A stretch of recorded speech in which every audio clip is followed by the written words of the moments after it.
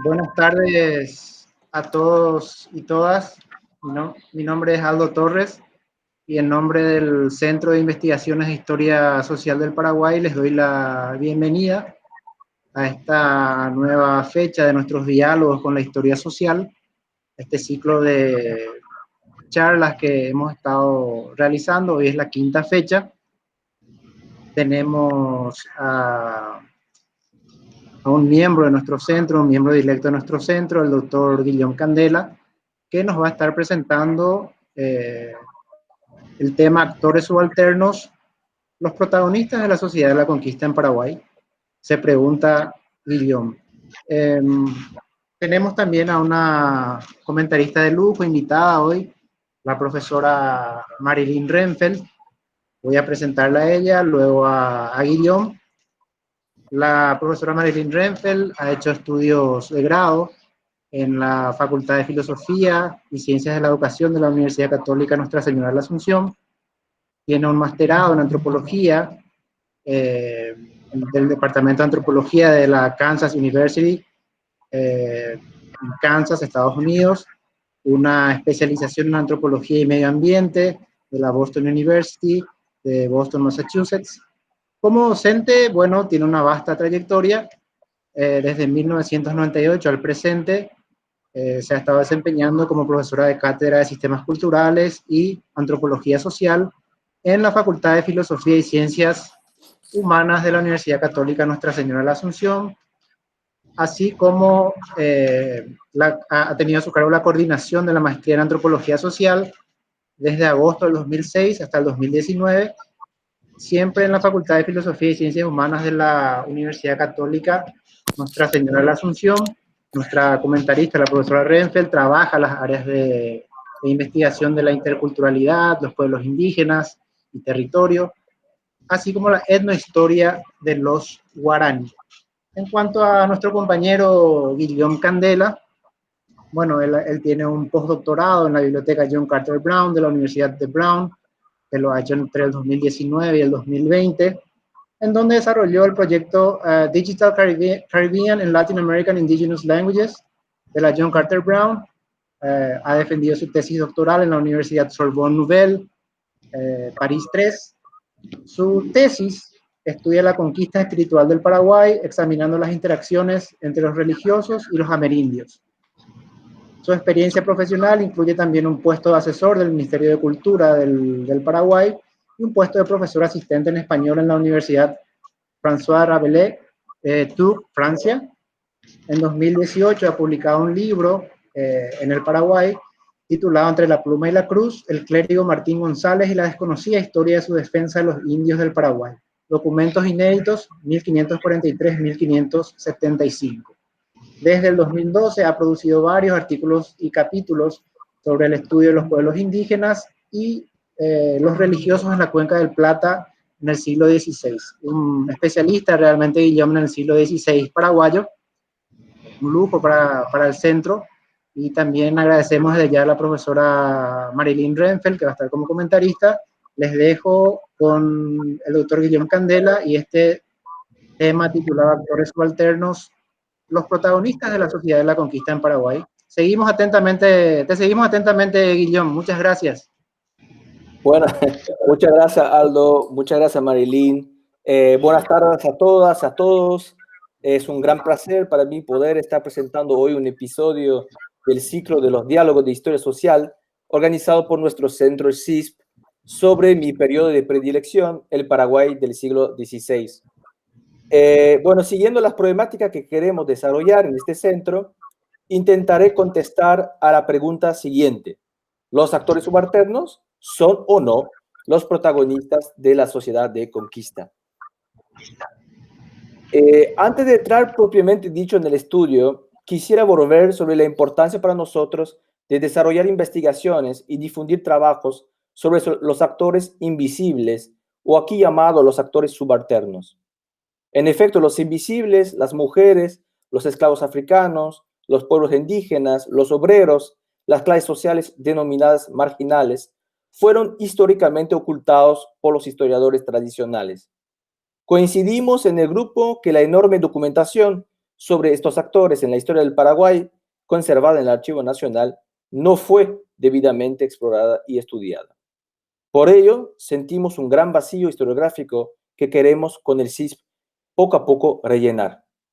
De esta manera les propongo para el día de hoy volver a estudiar los primeros momentos de la colonia desde 1542 hasta 1577 en un territorio que traspasa las fronteras de Paraguay, abarcando parte de la Argentina y del Brasil.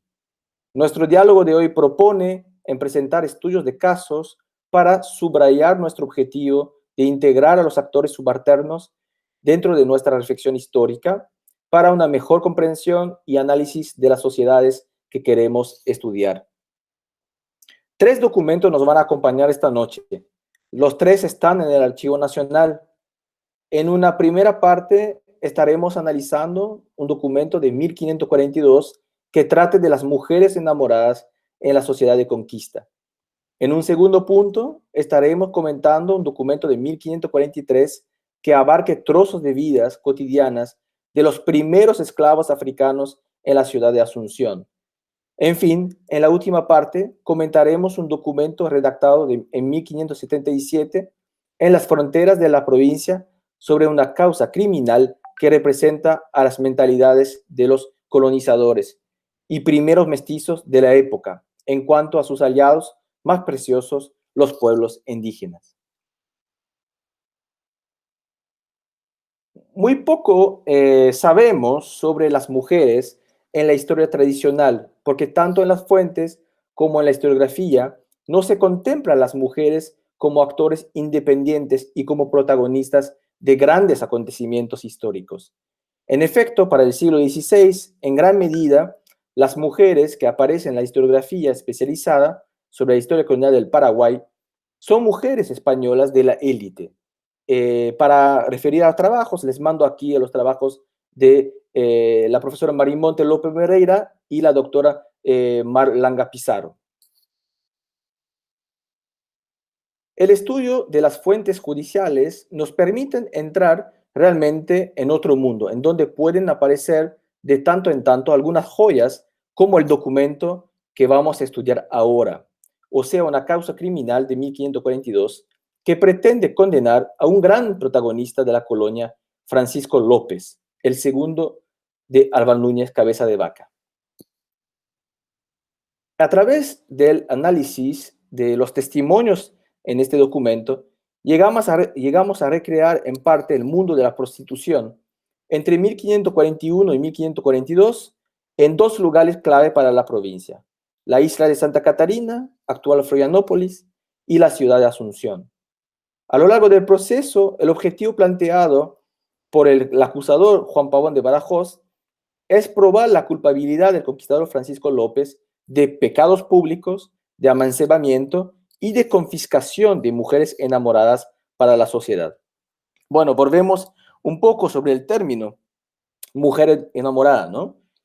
Mujer enamorada es un término que proviene del siglo XVI y designa a las personas trabajando como mujeres prostitutas. El documento se abre con la presentación de un resumen de los hechos cometidos por Francisco López. Francisco López aparece juzgado por no respetar los códigos sociales, ocupando un puesto demasiado alto.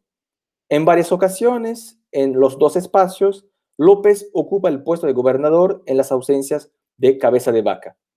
Esta situación va a ser realmente la condición para montar un expediente tan extenso. Francisco López es básicamente acusado de elegir como mujeres en la vida pública personas claramente identificadas como mujeres trabajadoras sexuales.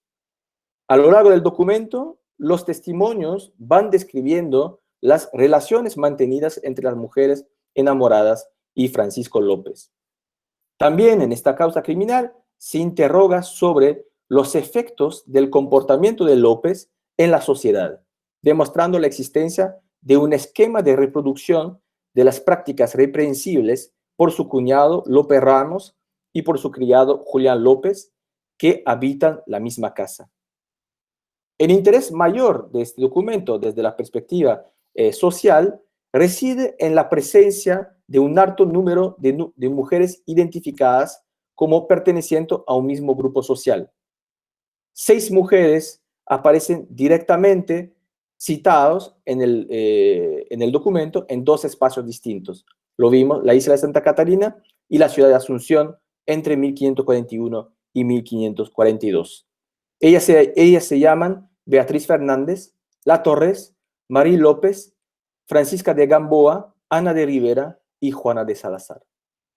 Este extenso expediente judicial produce de manera indirecta el retrato más preciso y descriptivo del mundo de la prostitución en la sociedad de conquista del Paraguay durante todo el siglo XVI. Se trata luego del único testimonio que he podido rastrear hasta ahora sobre la organización de la prostitución en esta provincia. Estas 6 mujeres aparecen como doblemente subalternas en el sentido en que son mujeres primero y prostitutas segundo. En efecto, el oficio de estos actores les propulsan en una de la clase social más marginal de la sociedad. Veamos en este documento si estas mujeres ocupan estas posiciones en esta sociedad de conquista. Como dijimos anteriormente, es lógico pensar que estas 6 mujeres no hubieran nunca aparecido en un documento producido en el siglo XVI. Sin embargo, este expediente judicial nos revela grandes sorpresas. Primer punto, las mujeres enamoradas citadas en el documento ocupan un lugar en la sociedad mucho más alto de lo que podíamos pensar. Esto se verifica cuando el documento se enfoca en presentar de manera indirecta el ascenso social de estas mujeres a través de la lista de los regalos dados por los hombres condenados y sobre todo por Francisco López. En efecto, en el contexto de colonización del Paraguay, en donde la pobreza es extrema, estas mujeres reciben por parte de sus clientes privilegiados vestidos, joyas, criados, hasta casas privadas. Gran parte de estos regalos permiten en la época de demostrar su posición social. ¿Quién podía tener el lujo en el siglo XVI de aparecer con criados, joyas y casas particulares, sino la nobleza española? Este alto rango social ocupado por estas mujeres se verifica también por la clientela que frecuentan. Por cierto, estas mujeres trabajan con los hombres de la élite. Citamos a Francisco López, Lope Ramos, Felipe de Cáceres, Luis Ramírez, etc. El segundo punto que quisiera abarcar al respecto es que estas mujeres parecen ocupar un rol esencial en la colonia. El documento describe la prostitución como un elemento estructurado desde la fundación de Asunción y organizado alrededor de las mujeres enamoradas y de los alcahuetes. En el documento, identificados Francisco de Guadalupe y Ana Gómez, mencionados como oficio naturalmente reconocido por la sociedad. O sea, estas mujeres son consideradas en el documento como elemento esencial para el proceso de colonización. La prostitución consiste como un elemento fundamental que se presenta de alguna forma como una institución más importada desde España en esta sociedad. Entonces, en este documento, Francisco López aparece como un peligro para la sociedad por destruir esta organización de la prostitución en la colonia y establecer un nuevo pacto social con las mujeres prostitutas. El acto criminal de López reside en proponer una nueva organización en donde las mujeres enamoradas puedan aparecer como mujeres nobles casadas. Por supuesto, esta posición era considerada por parte de los acusadores y del gobernador como un acto subversivo y peligroso para el desarrollo de esta sociedad en Paraguay. Beatriz Fernández, La Torres, Marí López, Francisca de Gamboa, Ana de Rivera y Juana de Salazar, que podrían aparecer como actores doblemente subalternos, son en los hechos elementos esenciales del funcionamiento de la sociedad colonial, y eso desde su fundación. Ahora veamos el segundo documento que queremos estudiar ahora. Es también muy antiguo y data de 1543. Lleva como título Causa criminal contra Diego Brotón, esclavo de color loro. Cabe destacar que este documento es el más extenso y el más antiguo que he podido rastrear hasta ahora que trate de los esclavos africanos, afrodescendientes y sus roles en el Paraguay del siglo XVI. El proceso aparece dividido en dos partes bien identificadas. Una primera en donde se presenta el crimen reprochado a Diego Francisco Bretón. Le voy a citar el extracto. Francisco Bretón, esclavo, con ánimo dañado, intentó irse de esta ciudad a los esclavos que están de la otra banda del río del Paraguay, enemigos de los cristianos. Queriendo efectuar su mal propósito, invocó a otros esclavos que se fuesen a los esclavos enemigos de los cristianos. Si Francisco Bretón efectuaran su dañada voluntad, que tenía de irse a los esclavos enemigos de los cristianos, que estando allá y estando mal con los cristianos y queriéndoles mal, que así pudiera recrecer muy gran daño y peligro para esta ciudad, por saber cómo Francisco sabe nuestras entradas y salidas de esta ciudad y nos quemarán el real, o sea, el pueblo, e hicieran otros daños. O sea, el esclavo bretón es inculpado por haberse reunido con otros esclavos africanos en Asunción a fin de organizar el proyecto de instalarse con los pueblos guaycurúes y con la ayuda de los indígenas participar a la destrucción de la colonia. ¿Quiénes son los actores subalternos en este documento? 3 esclavos aparecen como testimonios en el documento en Asunción, nombrado Diego Francisco Bretón, Juan de Silva Blanco y Pedro Bilbao.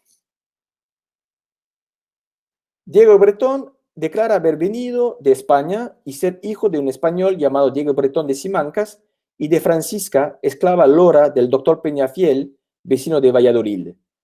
Como lo señaló muy bien nuestro compañero Aldo durante su ponencia la semana pasada, el estatus de esclavo era condicionado directamente por el estatus social de la madre, aquí descrita como esclava lora, o sea, según la Real Academia, lora significaba de color amulatado o de un moreno que tira a negro. Cierro cita. También aprendemos que Pedro de Bilbao era un esclavo negro bozal por su condición de recién deportado de África. Con estos 3 hombres aparecen también otros esclavos presentados más en el proceso, uno llamado Hernando, otro llamado un esclavo del conquistador Cipión y el tercero un esclavo de Juan de Camargo. O sea, la gran sorpresa que desvela este documento reside en la aparición de un gran número de esclavos africanos o afrodescendientes identificados, un total de 6 esclavos, y algunos actuando como testigos en esta causa criminal. Tenemos también en este documento testimonio directo de estos actores que casi nunca aparecen en la documentación del siglo XVI. Estos hombres no pueden ser comparados con las mujeres enamoradas. La posición social de estos hombres es la más baja en la sociedad de conquista. De ninguna manera, ellos disputan a las élites un espacio de poder en la sociedad. En efecto, tanto Diego Bretón como los otros esclavos aparecen acusados de un acto que tenían previsto de cometer, y su condición de esclavos es siempre expuesta, mostrando así el discurso colonial de la imposibilidad por parte de estos hombres acusados de escapar de su condición. Veamos entonces en qué son actores esenciales para la sociedad colonial. Primer punto, el documento aparece dividido en 2 partes. Una primera en donde se presenta la causa criminal de Diego Bretón, con la publicación de una primera condena. Está condenado a 200 azotes y 1 año de exilio en los bergantines, en los barcos. Esta sentencia aparece como clásica en la manera de tratar a los delincuentes y no percibimos ninguna diferencia de tratamiento. La segunda parte aparece después de este primero veredicto y del interrogatorio de la élite presente. Esta parte se destaca por argumentar sobre la importancia de condenar a muerte a Diego Bretón y calificar la sentencia precedente como demasiado ligera, hasta incluso peligrosa. Condenar a muerte a Diego Bretón no es anodino, sino muestra la importancia política del mismo esclavo. A lo largo del documento, Diego es considerado por la colonia como un motor de la revolución. Se establece una propuesta por parte de la élite colonial la de ahorcar al principal acusado para crear un ejemplo y erradicar toda forma de resistencia por esta clase social específica. Entendemos, pues, que Diego Bretón aparece encabezar a los ojos de la colonia una verdadera revolución y se convierte en un hombre políticamente peligroso por la sociedad. Diego Bretón pasa de ser esclavo de oro a jefe político muy peligroso de la Revolución de los Esclavos de 1543. El segundo punto que quisiéramos destacar es la aparición de un miedo por parte de la élite española de una persona que conoce perfectamente el funcionamiento interno de la sociedad colonial y el conocimiento profundo de la geopolítica externa a la colonia. En efecto, Diego Bretón señala en sus confesiones saber que los pueblos guaycurúes eran enemigos tradicionales de los pueblos guaraníes y por ende de los españoles. El proyecto de Bretón aparece entonces muy bien estructurado con un objetivo claro, el de destruir esta sociedad. Desde los discursos de los dueños españoles se observa la muy probable confluencia de los actores subalternos, antagónicos a la sociedad de la conquista, los esclavos africanos más los pueblos guaycurúes. Los esclavos africanos aparecen pues como actores subalternos y son potenciales actores políticos de primer rango, y sus acciones son determinantes para la supervivencia de la colonia. Nos interesa acabar esta segunda parte con una intervención del conquistador Gaspar de Ortigosa que presenta la geopolítica de la zona de esta forma. Voy a citar: dos naciones no se presume que se amen perjuicio de tercero.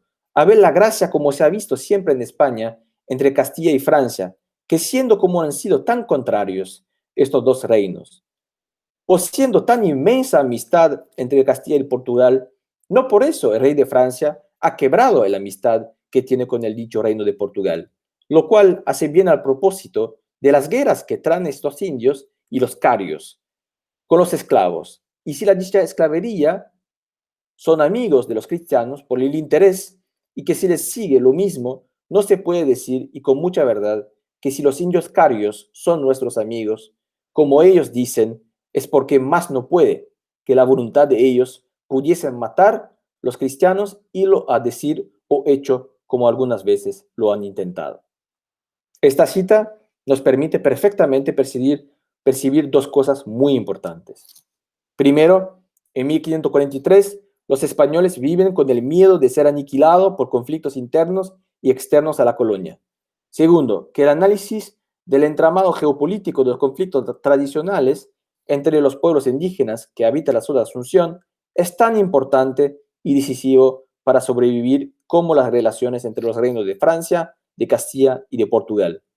A nuestra gran sorpresa, las alianzas y enemistades de las monarquías europeas sirven de base para entender las guerras tradicionales entre los pueblos guaraníes y los pueblos guaycurúes durante el siglo XVI. Pasamos a la tercera parte, una parte titulada Los pueblos indígenas, actores subalternos en la historia, pregunta.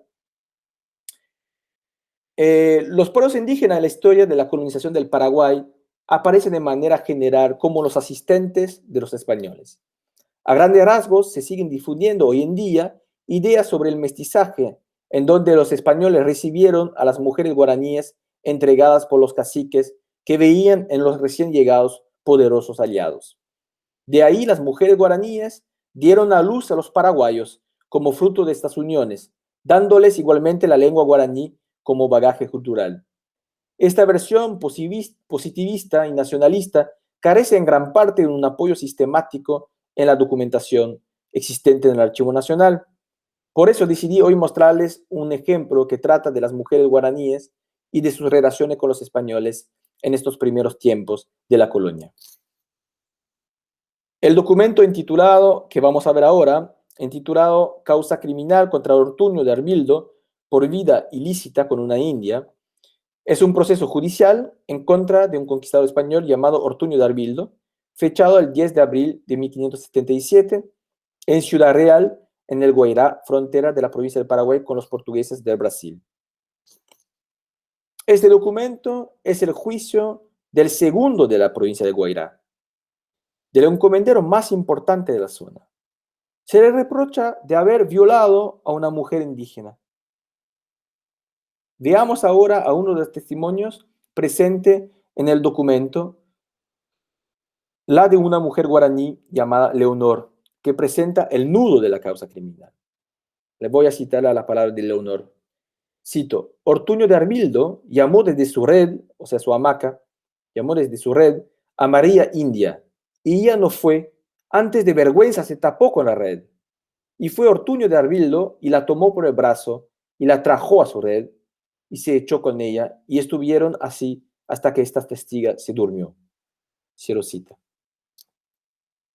En este sentido, este proceso es original en la manera de que ningún español aparece castigado por haber violado o maltratado de cualquier forma a una mujer indígena. En toda la documentación consultada no he visto ningún caso, puesto que la violación de las mujeres indígenas era una práctica generalizada por los colonizadores. Entonces vemos aquí que el proceso es dirigido hacia otro problema. No se condena solamente la violación de la India María, sino otra cosa que vamos a ver. ¿Quién es María? María es presentada en el documento como la nieta del cacique Mazarú, considerado como el cacique más poderoso de la zona y la llave de la provincia del Guairá. O sea, María es, entre comillas, si quiere, la princesa del Guairá, y Mazarú había declarado públicamente a los españoles la intención de casar a su nieta con otro cacique guaraní llamado Alonso. A pesar de que María aparezca en el discurso colonial como perteneciente a una élite indígena muy importante en toda la provincia de Guairá, es a su vez presentada como actor doblemente subalterno por ser primero mujer y segundo indígena. Este proceso nos permite también entrever el imaginario del conquistador encomendero todopoderoso en cuanto a sus personas encomendadas.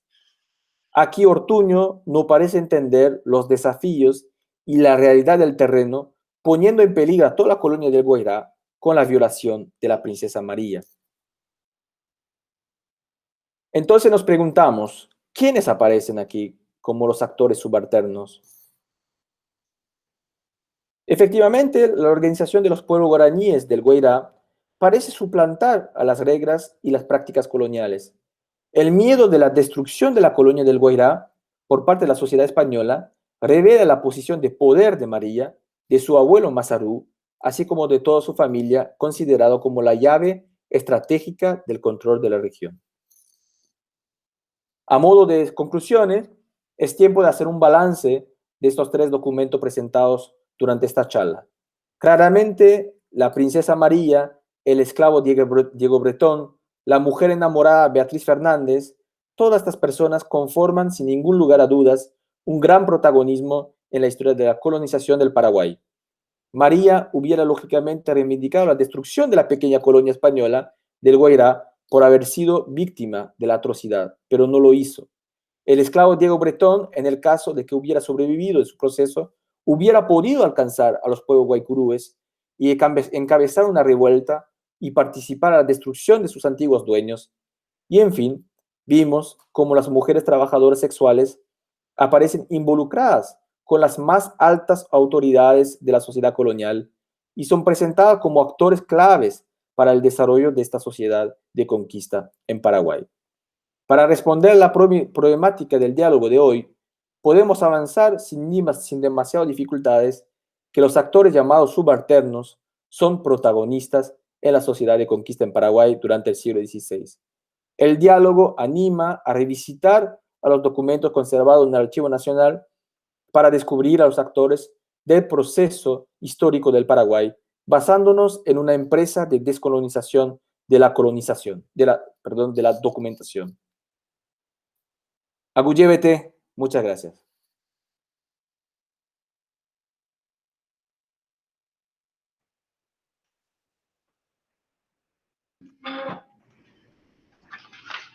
Profesora, habilitamos tu participación, profe. Adelante. En primer lugar, quiero agradecer al centro por esta invitación, a Aldo principalmente, ¿no? Y también a Julián por tan brillante presentación. Creo yo que presentar estos subalternos, como él llama, las mujeres, los afrodescendientes, los indígenas, y dentro, a través de todo eso, las mujeres indígenas, las mujeres prostitutas y las mujeres afrodescendientes, ¿verdad? Que también ocupan diferentes estadios dentro de la estructura social de la colonia, ¿verdad? Entonces, lo que Guillaume nos muestra aquí es la gran variedad de actores que están pugnando por el poder, ¿verdad? Por un lado tenemos a los afrodescendientes que salían con los de antaño enemigos de los españoles, que son los guaycurú, ¿verdad? Pero esas alianzas no fueron solamente con ellos, digamos, en las cartas anuas uno lee muchísimos momentos en que los propios carios o los itatines y otros grupos como los paranaes, ¿verdad? Era una sociedad muy múltiple, no solamente los guaraní o los carios, ¿verdad? Sino que se nos presenta de una manera muy rica, ¿no? En las diferentes regiones del Paraguay. Y la lucha fue constante. Yo trabajé el siglo en realidad 17 sobre los canguas, aquellos indígenas que quedaron en el monte, los monteses, ¿verdad? Que presentaron una lucha sin cuartel a la colonia, ¿verdad? No solo a la encomienda, sino también a los jesuitas, ¿verdad? Y bueno, y Guairá era, digamos, el centro de esa resistencia, ¿verdad? Que justamente tú estás nombrando, ¿verdad? El Guairá fue siempre la provincia rebelde y Nicolás del Techo los llama de esa manera, los rebeldes del Guairá, ¿verdad?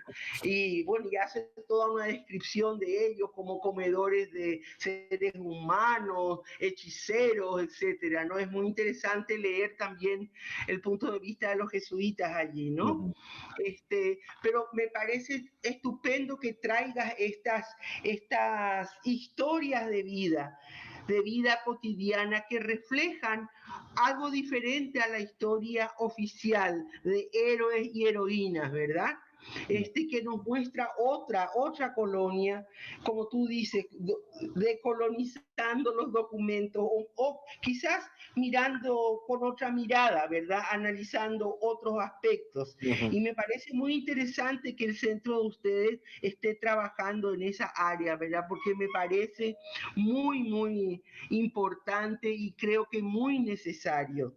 El tema, lo que quería que me expliques un poco cuál era el rol de estas mujeres enamoradas dentro de la estructura social paraguaya. Si pudieras un poco abundar un poco más en detalle sobre eso, porque eso es algo que por lo menos para mí desconocido, ¿verdad? También me gustaría mucho saber cuál era el trabajo que hacían, no sé si tú lo trabajaste o no, las mujeres negras en la colonia. Porque siempre tuvimos ese relato, ¿verdad?, de que las que hacían el trabajo doméstico, las que trabajaban para el español, etcétera, eran las mujeres indígenas productos de las rancheadas, ¿no? Que venían a trabajar en las casas de españoles. Sin embargo, sabemos de tú mismo lo estás mencionando, de una gran población afrodescendiente. Bueno, ¿cuál era su tarea? Me gustaría saber si pudieras conversar un poco más sobre eso. Gracias, Guillem, fue un placer escucharte. Muchas gracias, Marilyn. No sé si me escuchan. Sí. Sí, yo te escucho. Te escuchamos muy bien. Guillem, te escuchamos bien. Perfecto.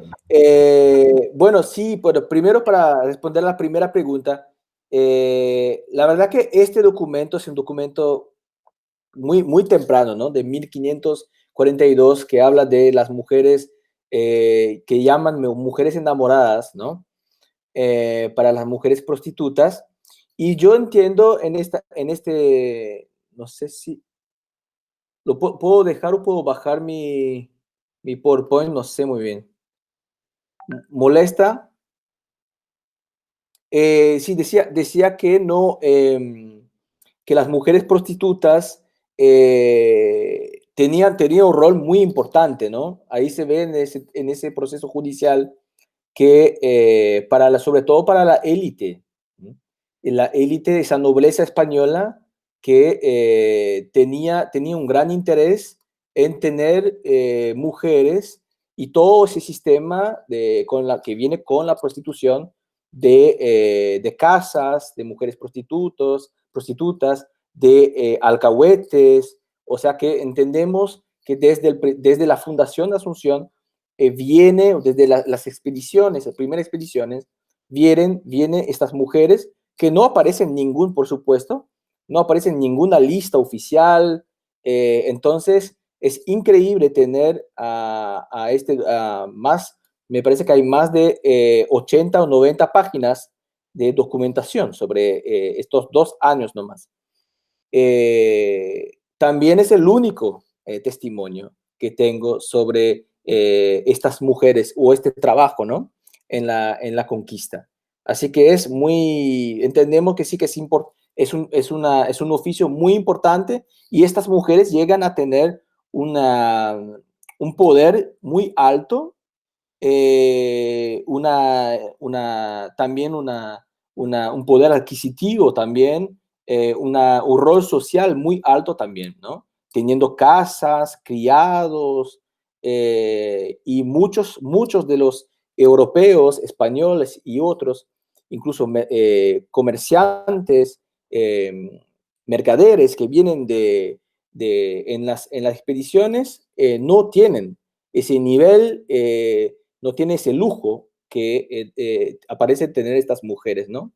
Y también hay todo, no tuve tiempo porque no, quería presentar a estos tres estudios de casos, pero claro, hay toda una historia también, toda una violencia, ¿no? Cerca de estas mujeres, o sobre todo estos hombres, estos nobles españoles, abusando también de su poder, abusando de las mujeres, peleándose por las mujeres, por estas mujeres. Entonces ahí vemos toda una vida colonial que no se ve en otros tipos de documentos. Ahora, para contestarte a la segunda parte, mujeres africanas, mujeres afrodescendientes, por el momento nunca encontré. Aparecen solamente estos hombres, estos seis hombres. Pedro de Bilbao lo había encontrado en otro documento, y es muy interesante porque veo que en este documento que encontré hace poco, en el archivo, en la parte civil y judicial, Pedro Bilbao es considerado como bozal, o sea, como recién venido, recién deportado de África, y estamos hablando de 1543, o sea que es realmente una esclavitud muy, muy temprana para el Paraguay. Así que también es interesante ver cómo después en otro documento él va a adquirir un rol importante y incluso podemos pensar que obtuvo la libertad, ¿no? Pero no aparecen mujeres con estos hombres, desgraciadamente. Y no sabemos, seguramente podría ser, ¿no? Que mujeres iban a salir con ellos hacia los pueblos guaycurúes. También eso, claro, tú sabes bien, Marilyn, que pueblo guaycurú y pueblo guaraní son términos genéricos. Seguramente pueblo guaycurúes iban a determinarse o iban a referirse a pueblos del Chaco, ¿no? Pueblos chaqueños. Así, no sé si contesté a tus preguntas, Marilyn. Sí, muy interesante, realmente. Muchas gracias, William. No sé si los otros colegas quieren hacer alguna pregunta, pero para mí fue muy interesante.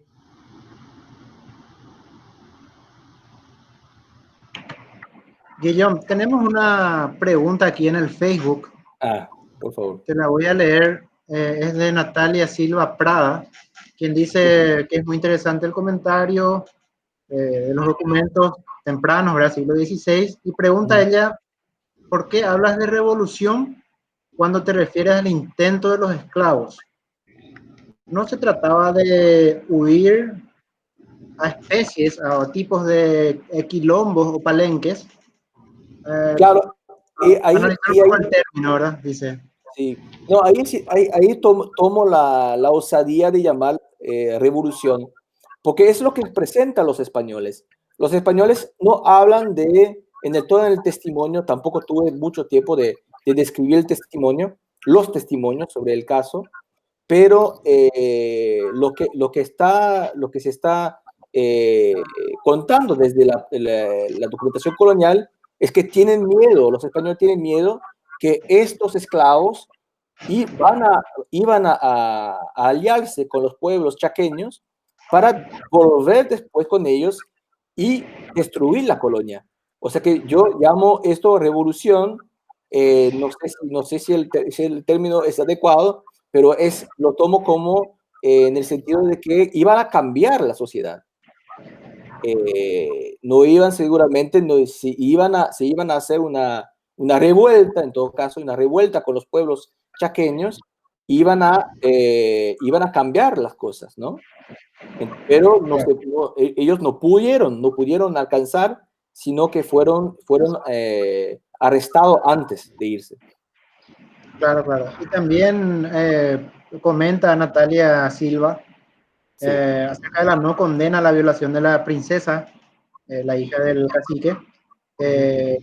Dice ella, creo que tampoco se condenaba la violación de las mujeres blancas españolas, y pregunta si sabes algo al respecto. Y sí, no, la verdad que no sé cómo es posible, pero en este caso sí, porque sí que existe en la documentación, en el archivo, existe en la documentación de mujeres españolas pegadas, entonces ellos se van y pueden hacer algo. Las mujeres indígenas, en la gran mayoría, no van a quejarse, y cuando se quejan van a ir a menudo van a ir a sacerdotes, por ejemplo a Martín González, se van a quejar de la actuación de los españoles y pueden recibir y describir todos los maltratos que van recibiendo en la colonia, ¿no? En la vida cotidiana. Pero nunca hay un caso, nunca yo por el momento, nunca encontré un caso de que un español pudiera ser castigado, condenado por haber o violado o maltratado a una mujer indígena. Pero sí que hay para mujer española, sí se puede ver. Para el caso paraguayo, ¿eh? Correctísimo, Guillaume. Bueno, esto es parte de lo que hacemos también, ¿verdad? Tomar las preguntas o Claro. consultas que hacen las personas que siguen en directo. Claro, esto queda también como un material grabado que luego lo vamos a difundir por nuestro canal de YouTube, quedará aquí en el Facebook, por supuesto. Pueden seguir haciendo las preguntas y vamos contestándolas en la medida de nuestras posibilidades. Y hay que agradecer también la pregunta. Agradezco la pregunta de Natalia porque es importante también tener como que seguramente según los espacios también pueden variar, puede haber variaciones, ¿no? También. Es importante. Sí, sí. Bueno, como decía la profe Renfeld, un tema muy importante para nuestro conocimiento histórico temprano en Paraguay, ¿verdad? Del siglo XVI. No son muchos los que trabajan en este siglo, por la dificultad que implica el conocimiento de la paleografía, ¿verdad?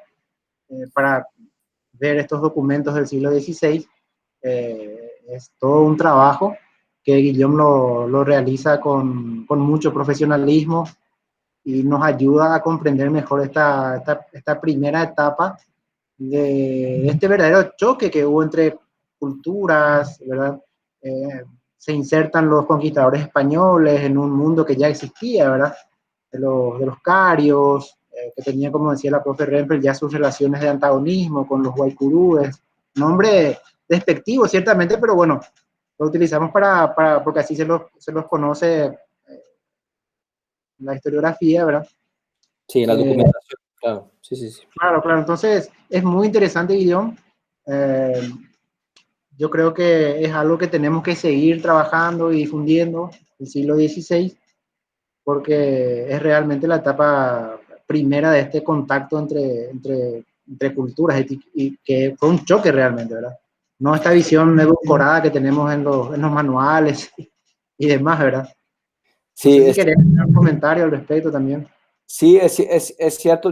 La verdad que hay todo esto se puede hacer también gracias al trabajo, también desde el archivo, porque, bueno, recientemente yo encontré transcribir ese documento de civil y judicial, de ese fondo civil y judicial, que cuando yo estaba en Paraguay no estaba, o sea, no estaba así publicada en la web, y esto nos da también la posibilidad de trabajar desde muchas, bueno, yo ahora estoy en Gales, en el Reino Unido, y puedo trabajar, ¿no? Entonces, es increíble poder tener alcance tan fácilmente a esa documentación y poder trabajar desde casa esos temas tan también raros, ¿no? O sea, cuando uno se pone a transcribir y encontrar estos trozos de vida cotidianas, como tú encuentras, Aldo, bueno, Vicente, todo el grupo del CISP, encontramos personajes, actores, esclavos, eh, em, eh, o sea, todos estos, al final lo que yo, bueno, intento presentar en mi ponencia, estos actores que en la historia tradicional siempre se lo ha presentado como actores subalternos, tanto también como en la documentación colonial.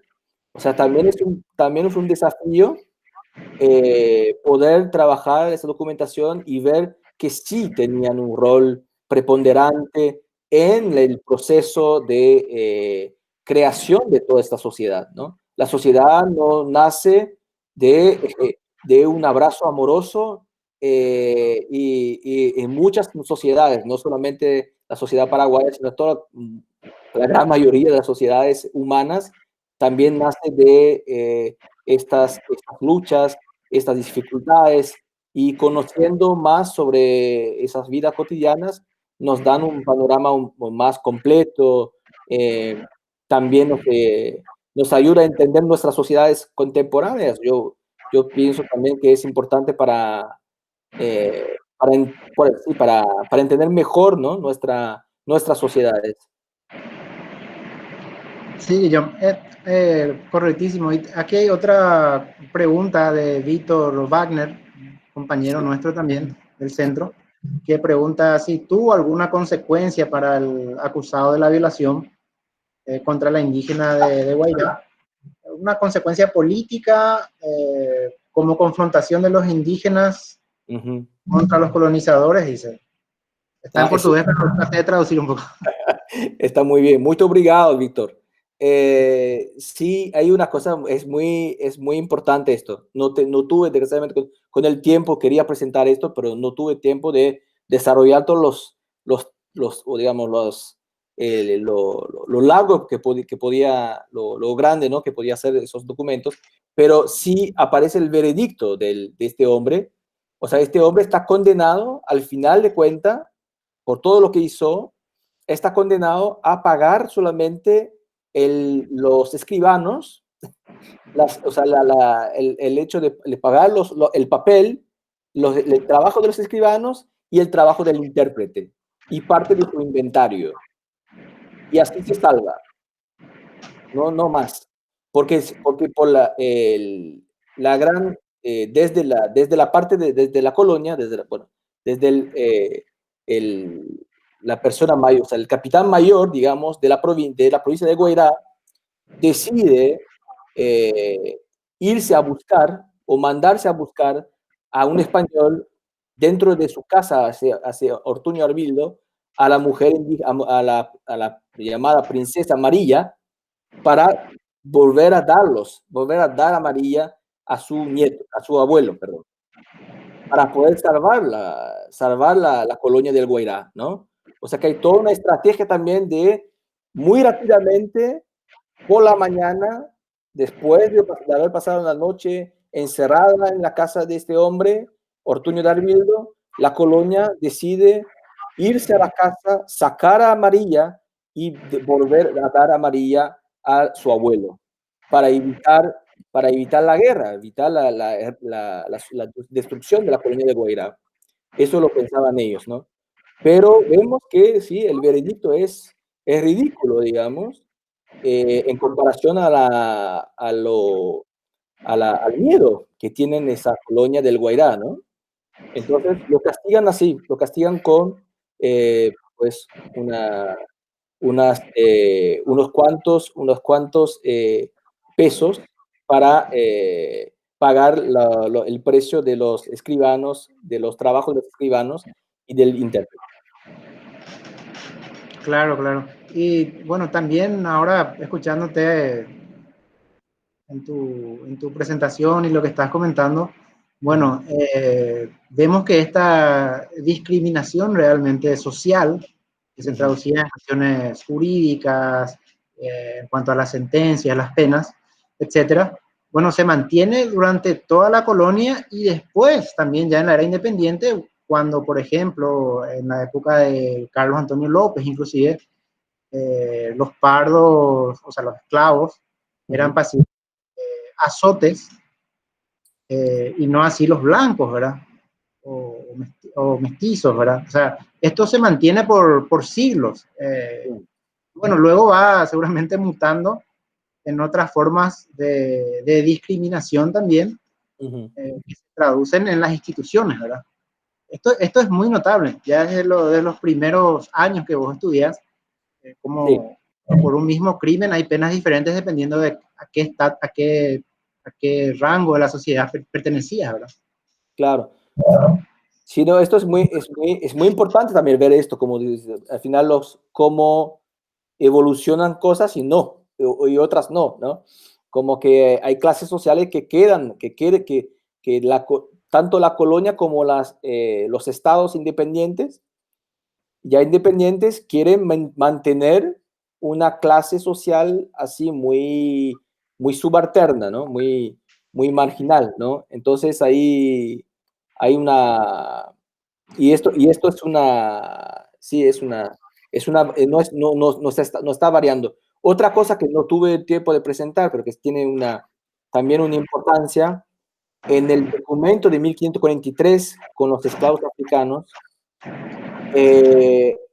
es la descripción más larga y mayor de actos de tortura, de cómo se castigaba a las personas. En otros casos, yo encontré documentos presentando la tortura, pero en este caso es largo el estudio, el documento de 1543, en donde se presenta realmente y sí muestra también una sociedad violenta realmente, muy violenta, represiva, en donde claro, la condición de esclavo era la más marginal, pero ellos mismos tienen la valentía, como también las mujeres enamoradas. En el caso de las mujeres enamoradas también hay confrontaciones en la calle, por ejemplo, entre una mujer prostituta y el Francisco López, este hombre. En la misma calle hay un intercambio de insultos. Ella insulta a Francisco López delante de todo. También tenía la valentía también, y está todo registrado en este documento. Y eso también nos muestra también que, a pesar de las condiciones, a pesar de haber mantenido una sociedad muy jerarquizada con esas clases, hay gente que quiere escapar de su condición, ¿no? En estas mismas fechas. Entonces, siempre hay intersticios en donde la gente quiere meter por escapar de su condición, y esto es muy interesante para mí, me parece que para nosotros, los historiadores, muy interesante entender esa estrategia también de escapar, ¿no? Y poder mover dentro de la escala social de la sociedad. Claro, no sé, profe Marilyn, si tendrías alguna pregunta más o comentario que quieras hacer, por favor. No, fundamentalmente seguir con el argumento que ustedes dos están diciendo, ¿no? Que esa conquista no fue en absoluto el idilio que nos muestran nuestros textos oficiales, ¿verdad? Que fue una conquista a sangre y fuego, ¿no? Muy, muy violenta. Y que, así como dice Guillem, no siempre los subalternos simplemente soportaron esa violencia, sino que se rebelaron contra ella, ¿no? Y bueno, Luis Necker tiene todo un libro sobre la guerra de los guaraníes, ¿verdad? Y uno mira después del siglo XVII cómo continúan las batallas de los Paranaes, por ejemplo. Hay una batalla muy interesante. Estos Paranaes están en la zona de lo que ahora es Itapúa, vienen con no sé cuántas miles de canoas, ¿no? A enfrentarse con los españoles. Y la descripción es impresionante, ¿no? De la batalla, de, bueno, murieron de ambos lados muchos, ¿no? Pero así uno mirando los archivos, ¿verdad? Se puede encontrar con estas rebeliones guaraníes de los itatines, de los paranaes, de diferentes áreas, ¿no? Porque no era esta una zona homogénea. Eso también es importante de enfatizar, ¿verdad? Y bueno, felicitarles a la gente del centro, a Guillem, a Aldo, a Vicente por el trabajo que están haciendo y sigan adelante. Muchas gracias por invitarme. Muchas gracias, Marilyn. Bueno, gracias a vos, profe, y también a nuestro compañero Guillem, que desde el país de Gales nos presentó este hermoso tema hoy. Un saludo también para Delfín. Gracias a Vicente, como bien decía Marilyn, que nos ayudó con la parte tecnológica, como siempre. Sí, muchas gracias. Una especie de mago él con esta cuestión del internet y demás. Entonces, creo que cumplimos nuestro cometido. El centro agradece a la profe Marilyn, por supuesto, su colaboración con nosotros. Muchas gracias, Tenemos el próximo jueves, porque este ciclo de diálogo con la historia social continúa durante octubre. El próximo jueves tenemos el tema Puñalazgo, una nueva visión etnohistórica de la conquista en Paraguay, que lo va a presentar, según el calendario, el doctor Sean Austin, desde Estados Unidos. Entonces, también un tema interesante que invitamos a todos puedan seguirlo. Bueno, creo que está todo dicho. Muchas gracias, Guillem, profe. Podemos cerrar por aquí, si les parece. Encantada. Chaucito. Chau, chau. Chao. Chao. Un gusto. Muchas gracias.